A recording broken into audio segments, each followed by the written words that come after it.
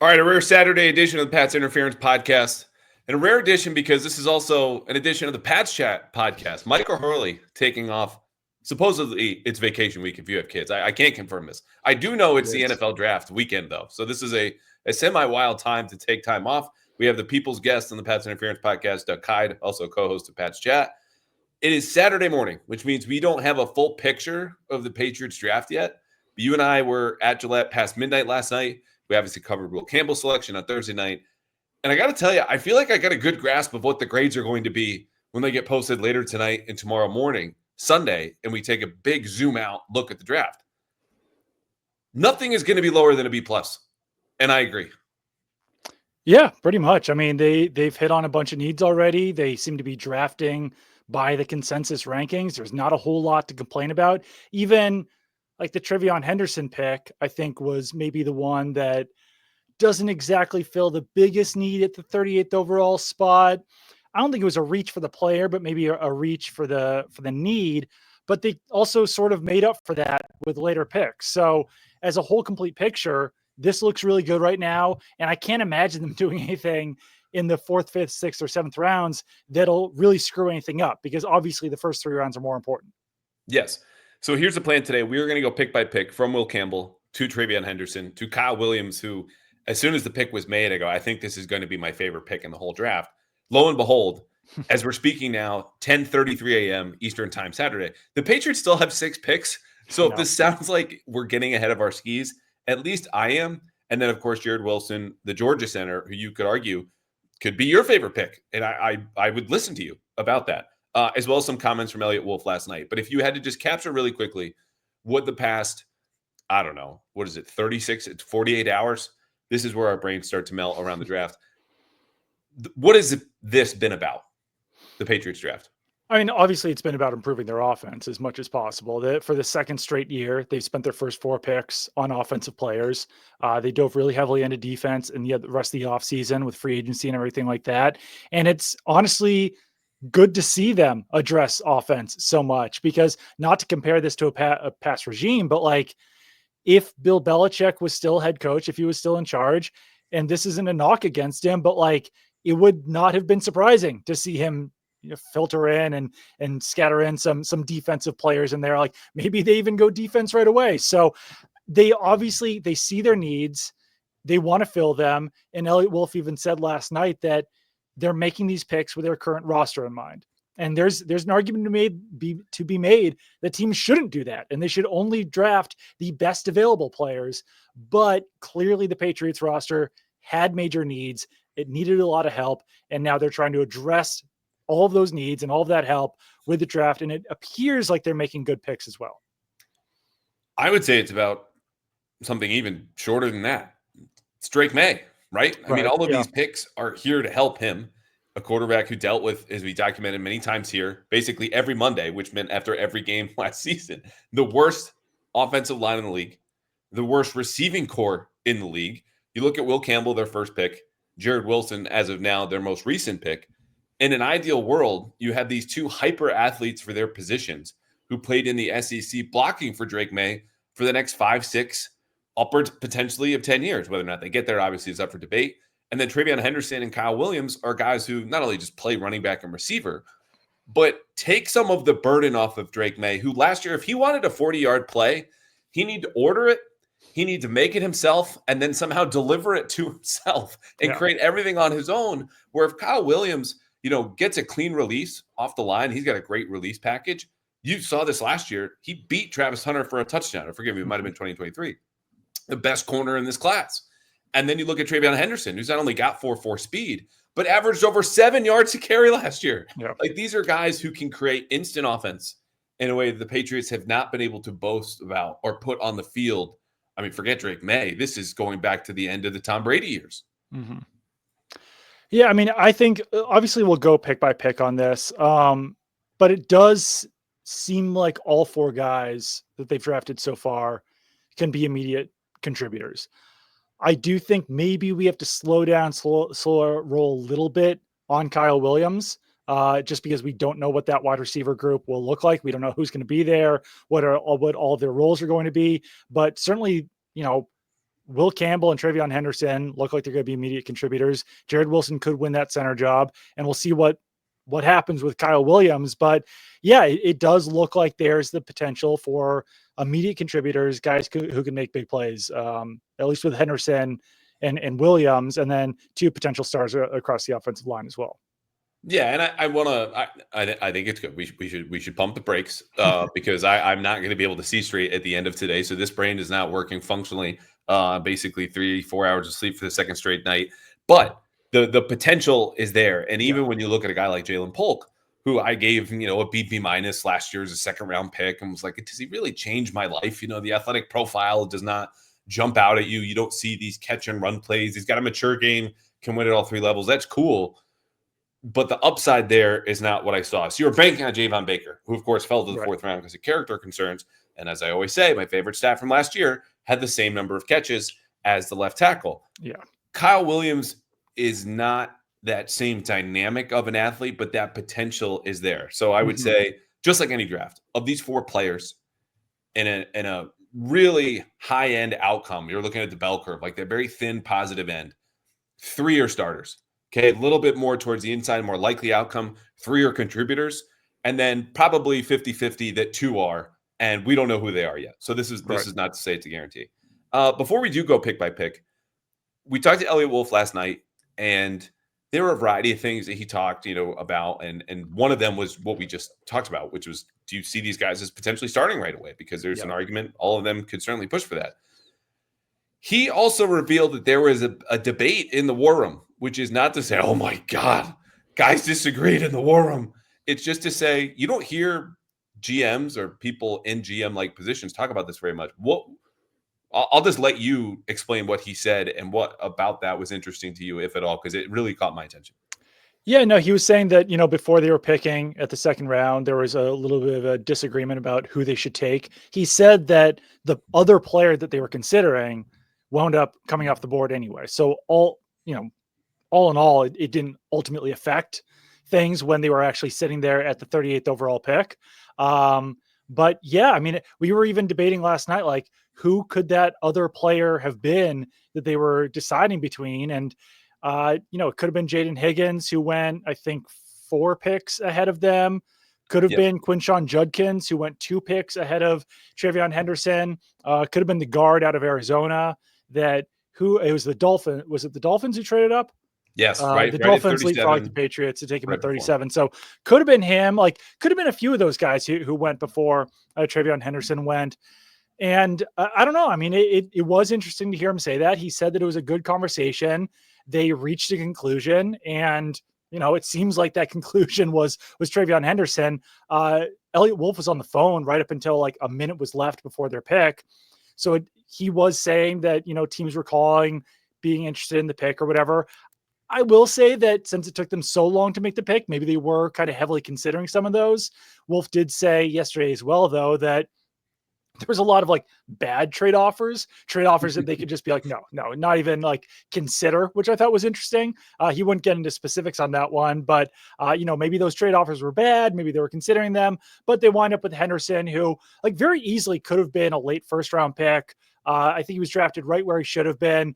He was projected to go ahead of Judkins, his Ohio State teammate, same position, running back. So seems like the Patriots might have even gotten some value out of TreVeyon Henderson. So yeah, but that was interesting that he admitted to that or acknowledged it. Yeah. The question, I don't say this because I was the one who asked the question, but I was genuinely curious. And we got to a point in the draft and speaking to a person who, unlike others in his position, sometimes is too honest with us. So I said, hey, what was the hardest decision you had to make tonight? Whether that was a pick or trade that you made or one that you didn't. And so obviously this was a decision they didn't have to make because, as you mentioned, one of the 5 players who came off the board before them was someone that, whether it was Mike Vrabel or Ryan Cowden or Matt Groh or Cam Williams, their college scouting director, wanted, and other guys didn't, including Elliott and Alonzo Highsmith. I think my bet would be Jaden Higgins. But he was able to share that in a way that you can kind of read between the tea leaves of, okay, this is an offensive heavy draft. You need a big X receiver. Maybe it was the running back Judkins or the Arizona offensive lineman, whom now I can say I teed this up for you because I'm too much of a coward to try to pronounce his last name. Thank you for taking the bullet there. And Hey, I just called him the Arizona guard. Yeah, it's yeah, whatever. But he also said, hey, I think it's a really good step in that right direction just for us working together.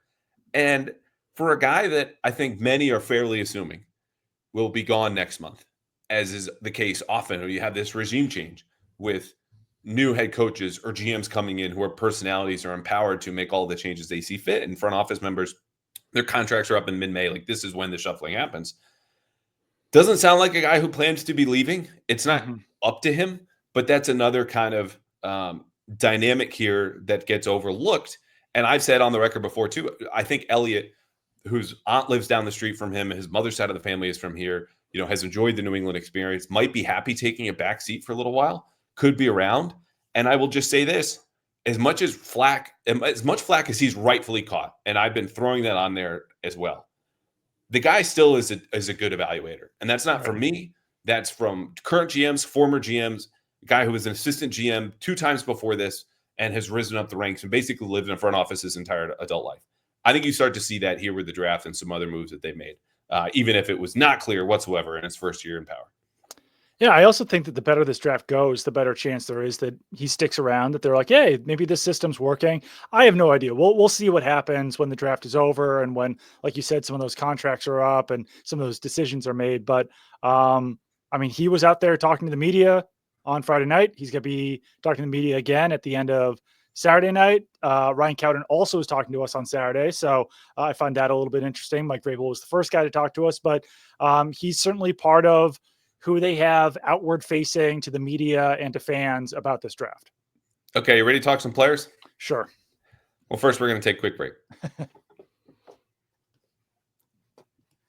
All right, we are back. Let's go in reverse order here. Jared Wilson, center out of Georgia. This is a player that when the Patriots originally had their pick at 77, right? Kyle Williams goes 69. It's their first of 2 selections in the 3rd round. You're looking, he's on my list. They move back. They go to 85. Then from 85, they go to 95, where eventually they select him. And I don't care what board you're looking at. This could be the ESPN list, where he was a 42nd overall player on their board. You could look at NFL.com's board, the consensus board over The Athletic or Arif Hassan's. This was a great value pick for a 6'3", 310-pound center who was the most athletic center in this entire draft. He was only a 1-year starter at Georgia. We talked with him a little bit last night, as much as you can glean in these 8 to 10 minute Zooms. And frankly, I think sometimes we overestimate how much we can get out of these. But he's a direct kid who's open and I think understands where he is in his football journey and the experience he had at Georgia playing against NFL defensive linemen and practicing against them year after year after year allowed him to come in and be an impact starter. I think he could push for the job this year without seeing him put on NFL pads yet. We'll see. But the best part about this to me, Doug, was that it's not just depth, which is like, hey, do you have backups that you would be fine for a couple games putting out there? This is depth with upside, and where if the starter gets hurt, we've got another potential starter behind him. That's such a difference from we'd be fine versus, okay, this guy's next. He's got next.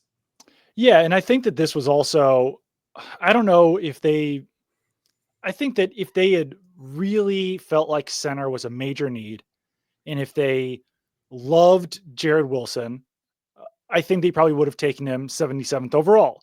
But that's not to say that like they settled for Jared Wilson or that this isn't a great pick, but it kind of felt like to me, okay, this value's really here at 95. He can compete for a job. And like you said, at worst, he can be depth behind Garrett Bradbury this season. They had a future need at center. I think they could have gotten by with Ben Brown, Jake Andrews, or Cole Strange being Garrett Bradbury's backup this season. But he also has the chance to come in right away and be an upgrade over Garrett Bradbury. They'll kind of let those guys fight it off. And like you were saying about Drake May, I mean, like these are 4 players that they've taken so far who Drake May is going to be like directly dealing with. Like Jared Wilson's going to be the guy who is snapping him the ball for their sake, like for at least the next 4 years. Will Campbell is going to be the guy who's going to be protecting his blind side. TreVeyon Henderson is going to be his security blanket out of the backfield. And we'll see what Kyle Williams is, but certainly has potential to be a go-to wide receiver, a deep threat, a big play threat. So yeah, like drafting Drake May's future center here makes a lot of sense in year 2, the first year that Drake May is going to be starting this season as a starter. And yeah, fantastic athlete. Only started 1 year at Georgia, but I think you made the point last night that, like, I don't know, there's a lot of talented players at Georgia. That's not necessarily the worst thing that he only started 1 year. Left after his junior season, so obviously would have started this year anyway. Fantastic athlete, 4.8, 4.40, which, I mean, Elliot Wolf made the point that, like, you're probably not going to see that speed unless there's like a fumble or something like that. But I also don't love when people like kind of dismiss or poo-poo 40-yard dashes for offensive linemen, because, like, what's a better test of overall athleticism than just pure speed? So, like, yeah, Jared Wilson might never have to run 40 yards on a football field, but obviously it shows off that he's a great athlete. Obviously Will Campbell's 40 shows off that he's a great athlete. So yeah, overall great value for Jared Wilson. Like I said, maybe not the biggest immediate need. I think that maybe defensive tackle or edge could have been a bigger immediate need, but there weren't the same level of players available at number 95 as there were with Jared Wilson. No, there were not. And just, again, further background. So he's 1 year starter last year. He was second team all SEC in 2023. The season before, he plays 13 games as a backup. 2 seasons ago, he's 7 games as a reserve. Georgia wins the national championship. And in 2021, he redshirted. So this is a guy who was at Georgia 4 full years, only started 1. Not a knock for an NFL factory that right now, under Kirby Smart, since he was hired, and I wish I could credit whomever had this because I don't remember where I saw it, but this is a great stat. Since Kirby Smart was hired, they've had more first-round picks than losses, okay? So, like, when we say Jared Wilson's playing behind some dudes and across from some dudes, there it is. Not to mention all the defensive linemen, and including last night that he went across from. Jared Wilson, though, you know, even Elliot said this last night, the appeal is the athletic upside. Again, 6'3", 310, ran a 4.84, and that 10-yard split is really telling and has a real strong positive correlation with success for offensive linemen. And you can see that not just in, you know, screens, fumble recoveries, whatever, but how quickly can you get to the second level? And for a Patriots offense that is still developing its identity, you look at a guy like him, you look at a guy like Will Campbell, you can run almost anything here. You know, zone blocking schemes in the run game. You want to pull Will Campbell on some dart schemes with a pulling tackle. Cool.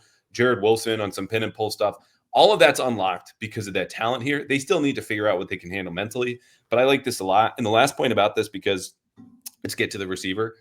When we talk about value, I think for the most part, it's inherently understood. You know, you want to get good players at spots that maybe are unexpected. The best way to look at the draft is also to see it as a series of bets, right? And so when you have a good player like Wilson who goes later than expected, the likelihood that he hits, the bet pays off on a guy like him at 95 as opposed to other players is higher when he should have gone earlier. So that's the benefit of trading back. Not only do you get more bets to pay off, but in the event that if you're the Patriots and you would have taken him at 77 and you get him at 95, like, you increase your odds of getting more players, not only because you have more picks, but in that 95 selection, the odds of getting a contributor are lower than they would have at 77. But because you got Jared Wilson at 95, you feel better about that because the talent is the same and the talent is real, even if it's going to take some development from Doug Marrone. So this is a really good pick. One other quick point as well. The center for Georgia for the previous 3 seasons before Jared Wilson took over, Cedric Van Pran Granger, was a 5th-round pick last year. And the 2 guards who are playing over Jared Wilson, one Tate Rutledge, who was a 2nd-round pick this year, and one Dylan Fairchild, who was a 3rd-round pick this year. So some very good players playing it ahead of Jared Wilson, which just goes to show that that's one of the reasons why he only started 1 year, is that they, like you said, have a factory and they have constant day 2 picks playing on their offensive line. And Garrett Bradbury, I've said this before, but just to remind folks who are like, well, why you just signed him? Why wouldn't you just start him? You don't need the depth. You've got Cole Strange or whomever. 2-year contract, $3.5 million guaranteed. Right. That guarantees nothing if he has a bad training camp after being let go by the Vikings, who needed all the pass protection in the world. If you watched the second half of their season last year, and he ranked bottom 10, I think, in the league among starting centers and pass blocking grade at PFF. So there you go. Could still wind up being he could still wind up starting or not a bad backup to have as a center as well. Yeah, this is just boosting your odds. The center won't be a problem because now you have options. As before, it was like, Really hope Garrett Bradbury works out. And one thing I will say is that someone asked Elliot Wolf yesterday if Jared Wilson could start at left guard because they have Bradbury at center and they've got a bigger need at left guard. Wolf said that they feel like center is going to be Jared Wilson's best position. So I guess I wouldn't hate the idea of Jared Wilson like starting at left guard this season, then moving over to center after a year or something. But I don't love the idea of like jerking him around and having him play different positions and not being used to playing center and not being used to snapping the ball. I would almost rather have like Layden Robinson or Cole Strange or someone else play left guard this season and sit Jared Wilson until he's ready to play center rather than force him into a different position that isn't his strength. Yes, and I'm glad you brought that up because the last point in Jared Wilson is this. They see him as having that center guard flexibility. He didn't play guard a whole lot, and Elliott referenced him as, Georgia's 6th offensive lineman the year before he started. So again, he got a decent amount of action. Yeah. But not only is it just the athletic profile and the fact that he's an interior lineman, you like to cross-train guys. I don't think that's the long-term plan here. Like, you drafted him to be center. Your current center is brand new on a 2-year contract. He's also small for a guard, like 6'3", 310, small for a guard. Yeah. Okay, Kyle Williams, 5'10", guy runs a 4.4 at Washington State, 191 pounds, actually 5'11", excuse me. Averaged over 17 yards per catch last year. This is a guy who was dynamite on deep throws without having your traditional 4.3 speed or a big frame. Great release package, good at the top of the route. Little rough kind of in between with some other route running things. What I love best about this, and I default to Mike Renner, who called him the best separator in this class, but you could see it. I didn't know where he ranked in terms of separation, but his numbers against man, and shout out Matt Harmon of Reception Perception, his win rate versus man-to-man coverage was exceptionally high for this class. Mm-hmm. You and I have watched too much football over the last 5 years to watch more receivers who cannot beat man-to-man coverage and cannot threaten defenses deep to continue covering this team and keep our sanity.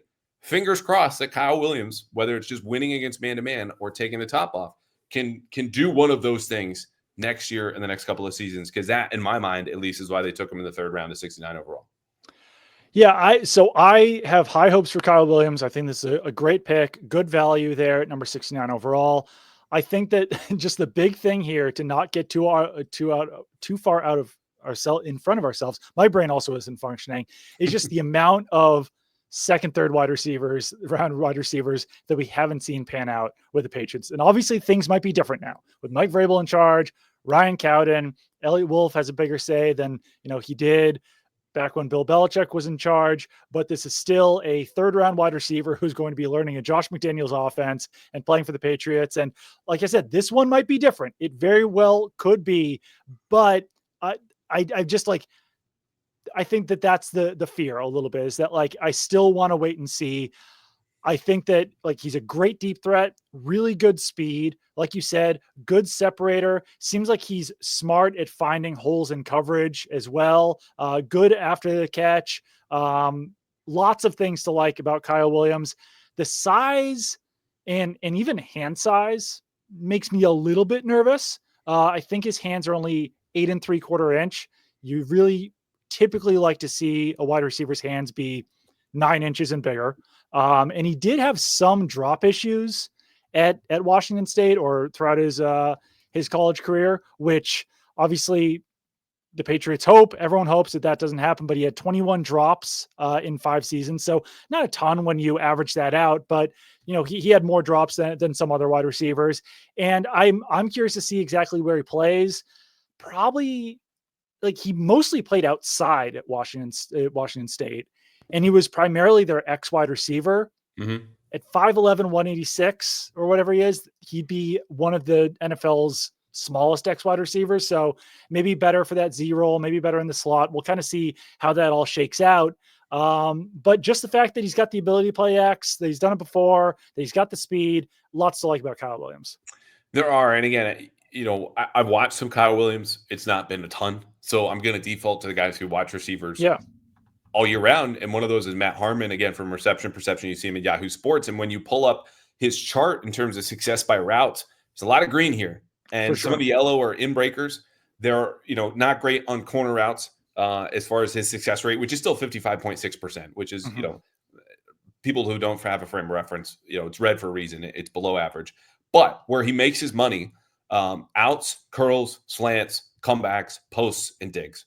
Those are plays that often generate explosives if you just complete them, or sometimes with the slants, just catch it and go. And that's what he can do. And you see this with a 75th percentile success rate against man-to-man coverage, which again, the Patriots need more than anything. He's also sits down very well versus zone, according to Matt Harmon's charting.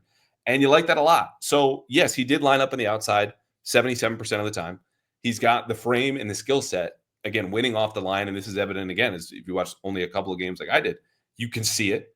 It's right there. I think he will be able to play inside and out. The question, as you mentioned, how much can he handle mentally? And this isn't to dismiss his IQ. It's the history of the receiver position.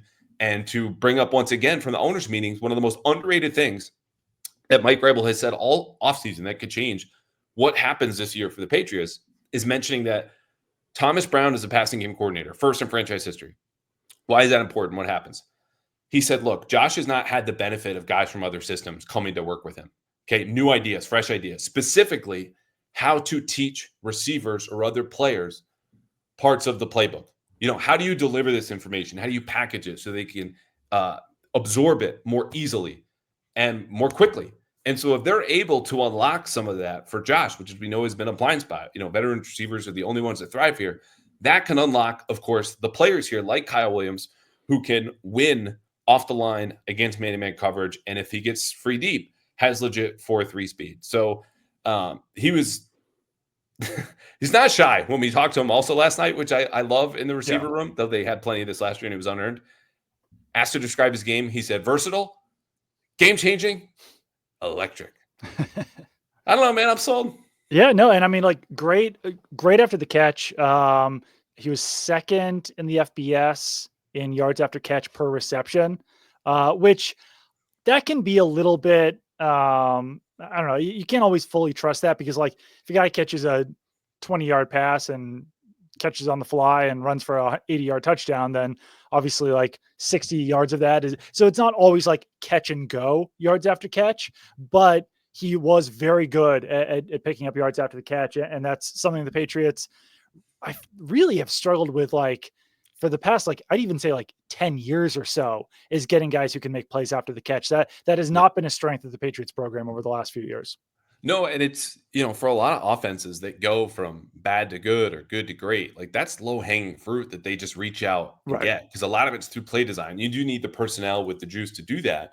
But, Deebo Samuel, for example, obviously one-time great receiver, but made his money in San Francisco, not because he was the most precise route runners, because Kyle Shanahan got the man open. You put the ball in his hands and he does damage, and even Washington now, who trades for him, looks and goes, all right, he's old, he's banged up, but like, we're just going to get him yak plays and trust that his instincts will take care of the rest. I referenced some of the winning percentages on routes for Kyle Williams. Again, corner routes, 55.6%. I didn't, without the context until recently, know what that was going to mean. Here are some percentages you don't need any context for. Kyle Williams' success rate on slants, 87% win rate. Yeah, it's huge. Curl routes, 88% success rate. Comebacks last year, Washington State, 100%. This is a dude who snaps off his routes, and he's in a space where he wants to be, and you are not there with him. You are behind him. And that's the thing that if he gets the timing down with Drake May, and obviously working with Stephon Diggs, I think could really, really help.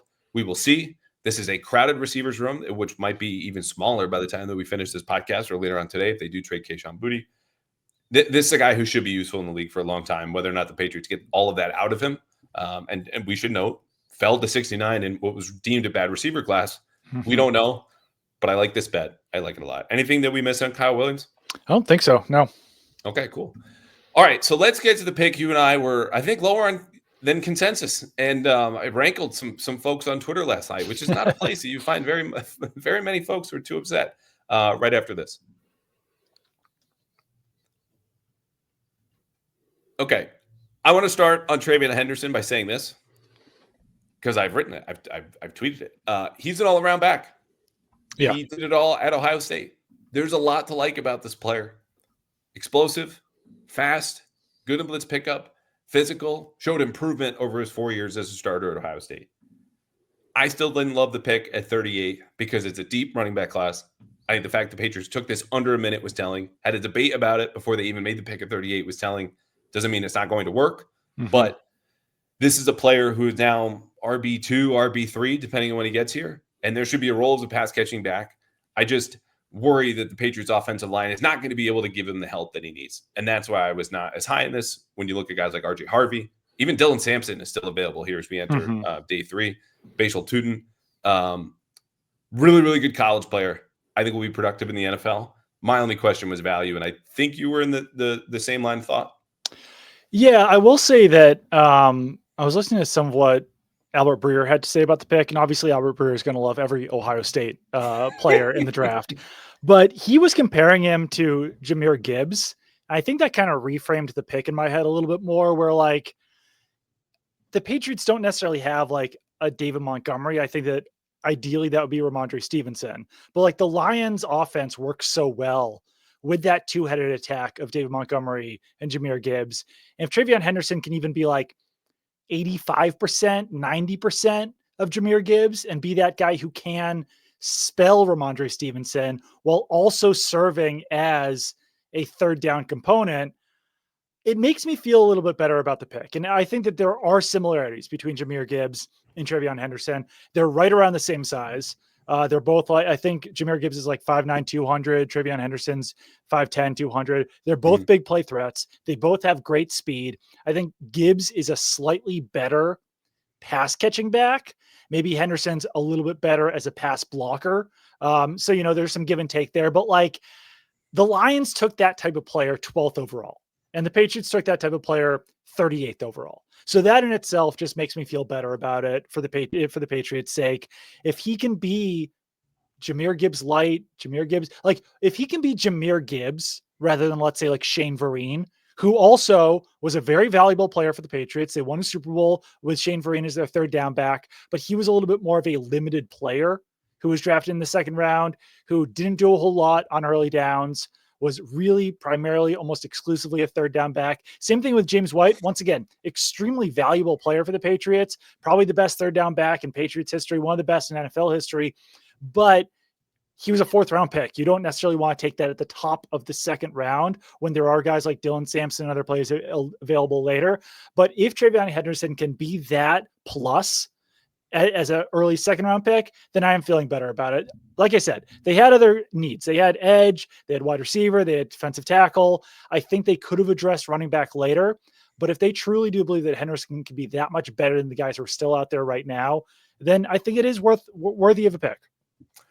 So the counter I would have to the Jahmyr Gibbs example, which is not to say I don't understand that idea, which you could also just summarize as kind of thunder and lightning, right? The David Montgomery, Ramondre Stevenson, very loose comparison to the explosive 1B back that is Jahmyr Gibbs, that is now TreVeyon Henderson, is tell me about their offensive lines. The Lions built up and one of the best offensive lines in the leagues, a years-long process. Brad Holmes, their GM, inherited a lot of first-round offensive linemen when he took over for Bob Quinn and Matt Patricia and built upon that. And Jahmyr Gibbs was the crown jewel of this offense that you look and go, yeah, Ben Johnson was there, but the talent is the talent. And the talent was outstanding. The Patriots do not have that offensive line. This was the 32nd ranked run blocking offensive line, worst in the entire league, according to ESPN, and bottom 5, according to PFF. Rushing success in the NFL is largely dependent on offensive line performance and defensive box count, which means we all watch the guy with the football. How far he goes determines how many yards that they get. But that's also to say the success of this podcast is about what you say and what I say, completely ignoring the fact that there's an internet connection providing this, the producer who puts it out there, all the technology, the laptops, the mics, the cameras that we are relying on to be heard and to be seen. And then once all that works, once all of that paves the way, yes, the words that I'm saying now reach a certain audience, and then that determines whether or not this podcast was popular. But I don't get off the ground. You do not get to be heard unless all of that works in the first place, which is to say, I'm not confident that the Patriots are going to be able to do that for TreVeyon Henderson. And I hope I'm wrong. That's where this is coming from. So, I think he's an excellent player, but they're not in a situation yet in my mind, for a deep running back class to jump at 38 and take a guy, even if I agree he's an all-around back, who could be a game changer and starter down the line. I think I don't totally understand this point, because like, at what point are they allowed to take a running back then? Because they've already taken Will Campbell as a left tackle. I think you're feeling pretty confident with the right side of their line. Left guard is still somewhat of an issue, but like, are they just not allowed to add a running back until the offensive line is fixed? Are they not allowed to run the ball until the offensive line is fixed? Just spend less draft capital. Like I did this last night with the list. That's also short-sighted though, because like, you're not only looking at TreVeyon Henderson as a 1-year back, like this is for the future. So you've got to assume that they can keep improving their offensive line. Like if this was a 1-year vacuum, then like, yeah, maybe it doesn't make sense, but like, you've got to assume that you're going to keep upgrading the running back position. They're not going to win a Super Bowl this year anyway. So if he can be like, you're not going to tank TreVeyon Henderson's career just because the offensive line isn't fully ready this year. Like I hate arguing for taking a running back early, because like, it's not something that I typically believe in, but I don't know if you can base every single decision on how well supported that player is going to be in his first season, because you also have to have the belief that you can improve your offensive line as that player's career goes on. Yeah, this is not to damn him forever to 3.9 yards a carry. That's not what I'm saying here. What I'm saying is, and I listed this in the tweet, of these are the players still available. Like, and you and I talked about this before the pick even came up. Donovan Ezeraku as a slippery edge defender who could bulk up a little bit and contribute in a rotation, then take over as a starter at a premium position at a Boston college would have been my pick, was up there. You could make a case for Luther Burden, and there are character concerns, and the 2024 tape was trash. And he goes the pick later to Chicago, who sprinted to hand that pick in. Doesn't make them right. Okay. And again, I think TreVeyon Henderson, and to back up the Jared Wilson point of, this is a guy in the consensus boards that went way higher than 95, where the Patriots ultimately drafted him. That indicates value. I just look at this and go, okay, a guy who may or may not start right away. I like the player and the prospect. It's just not the right timing and fit. And when I look at guys who I said, Dylan Sampson available still here on day 3. You had RJ Harvey go later in the second round. Okay, there were backs at 77 and 85 and 95 that they could have taken. It's not to dismiss TreVeyon Henderson. It's not to doubt that his career will be successful in the NFL. It's just for in that moment at that pick for the Patriots, I look and go, it felt like a luxury item when you need to build out the car a little bit more before you add on the rims and pick whatever other superfluous piece of the car, even if he might ultimately be talented enough to one day drive an offense. I just don't see it here in the near future, and would have preferred a back where if I miss on a guy, it's not costing me the draft capital that is the 38th overall pick. I agree that like, I would have probably preferred to take Ezeraku or one of the wide receivers, like just based on value, based on need, based on all those things. And it is, I guess it's like somewhat of a luxury pick, but like, if you believe that TreVeyon Henderson can be a player, let's say like 2 to 3 times a year, who can rip off a 80-yard run and like create a crazy explosive play and help you win in that way, or even more than that, then I think that there is like significantly more value for that player than there is for someone that you don't believe has that same explosiveness. And I think that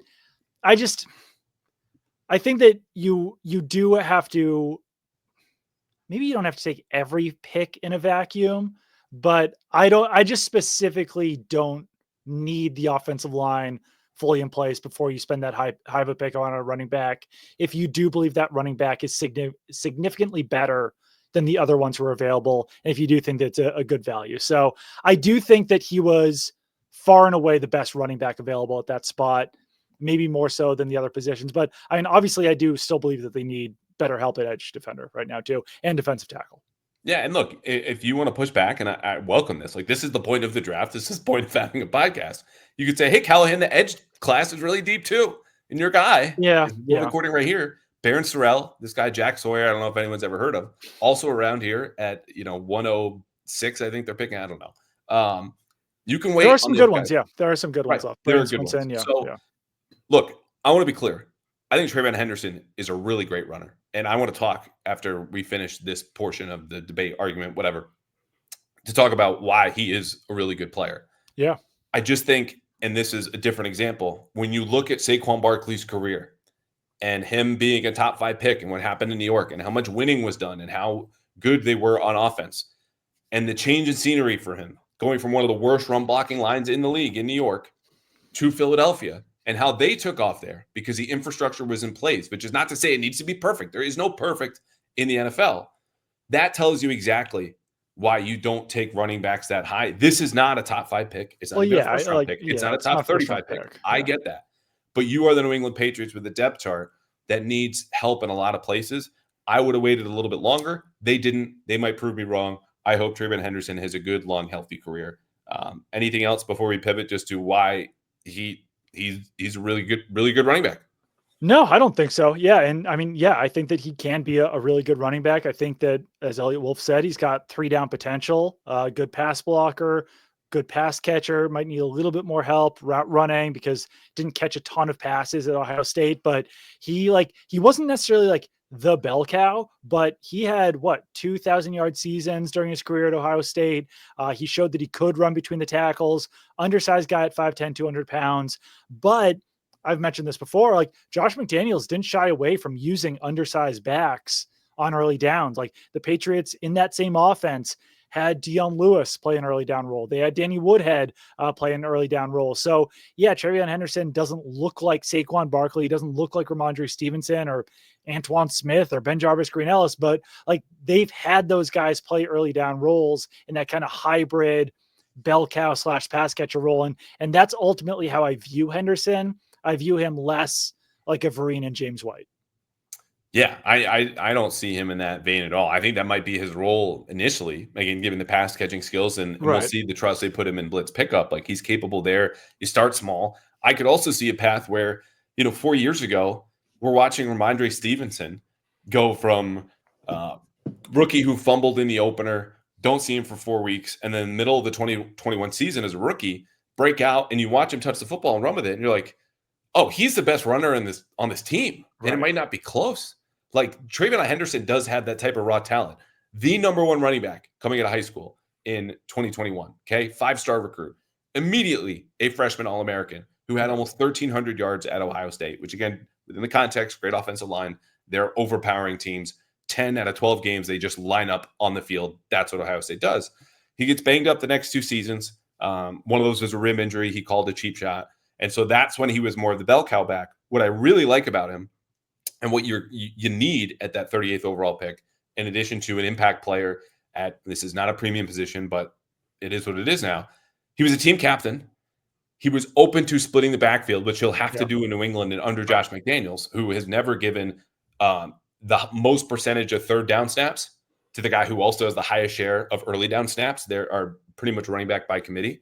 And he also turned it around character-wise. And you heard this, which is not to say people who cite God and faith and thank Jesus are all the same, but he has spoken about how his faith kind of turned around his attitude and his outlook. And I think for a team that is employing him now, that's a huge positive because you saw it in getting voted a team captain. You saw it in how he was a little bit more physical, I think, last year, running between the tackles.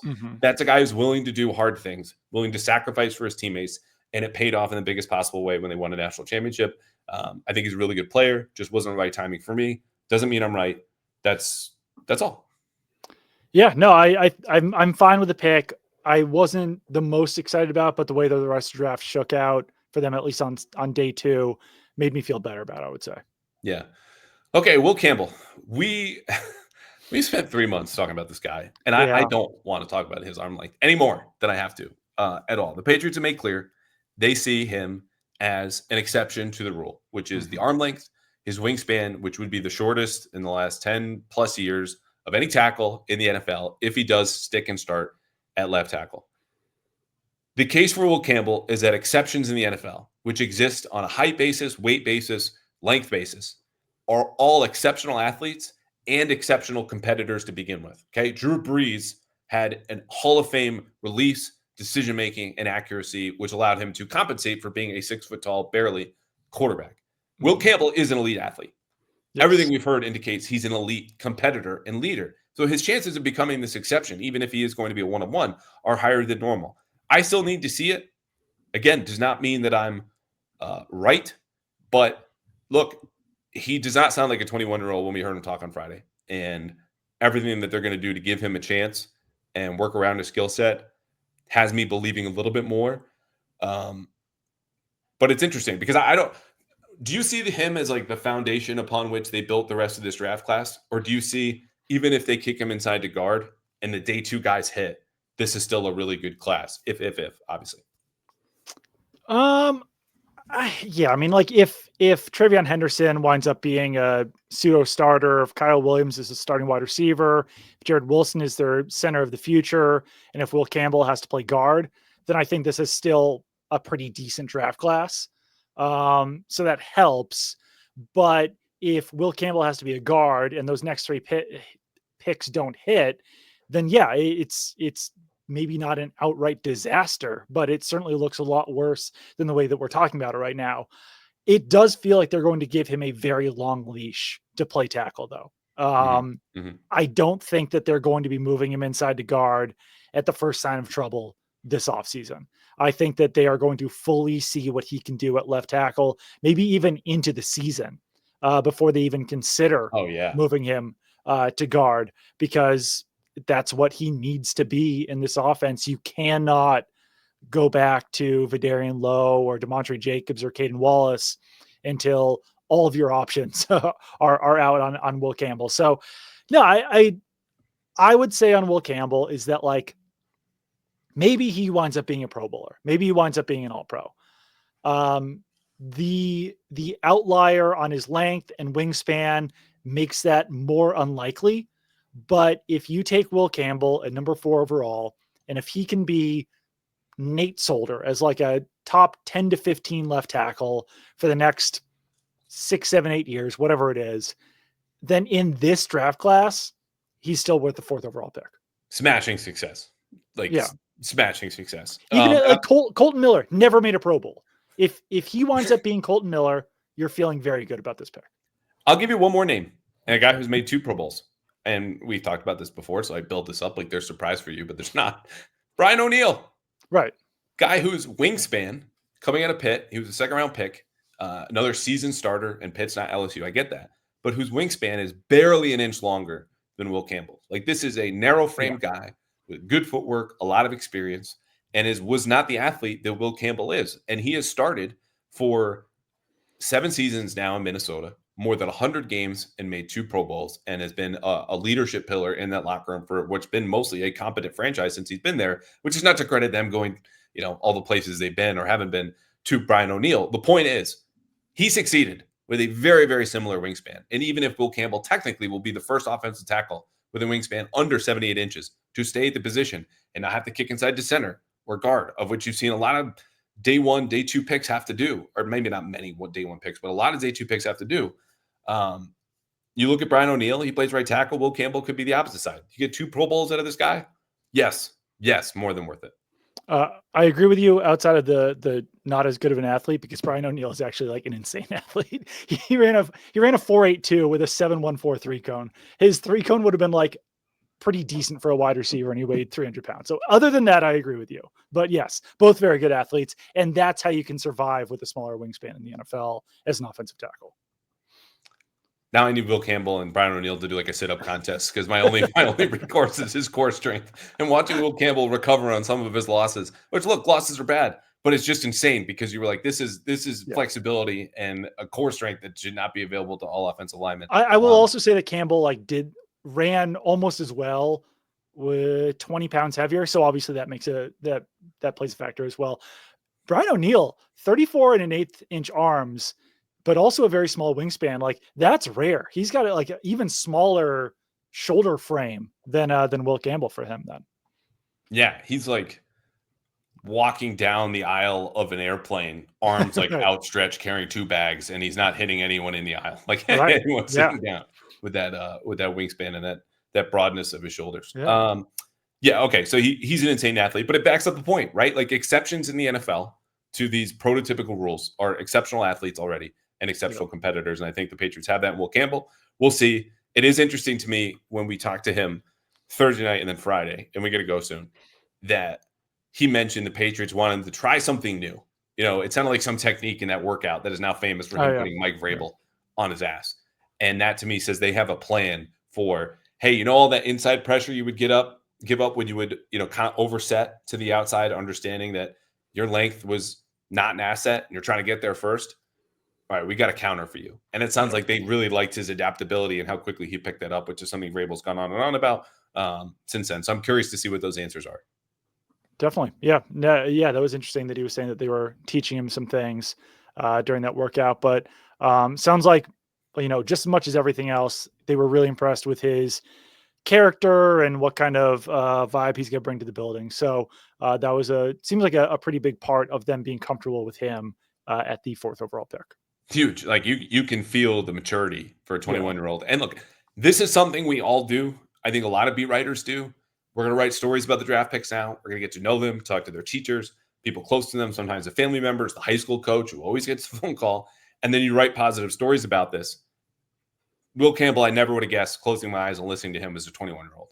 Never. Right. Yeah, certainly not a two-time captain at 19 and 21 or 20 years old, because he just turned 21 in January. Okay. Yeah. Like this is a rare person in terms of this arena and his accomplishments at that age. All right. 2 things. Number 1 is a question for you. Number 2 is a reminder to tune in our live stream Monday. Yes. But before then, anything else that we missed on any of the draft picks? I don't feel like it's worth our time to go into day 3 guys they might pick or like, but just anything that we didn't cover from the past 48 hours.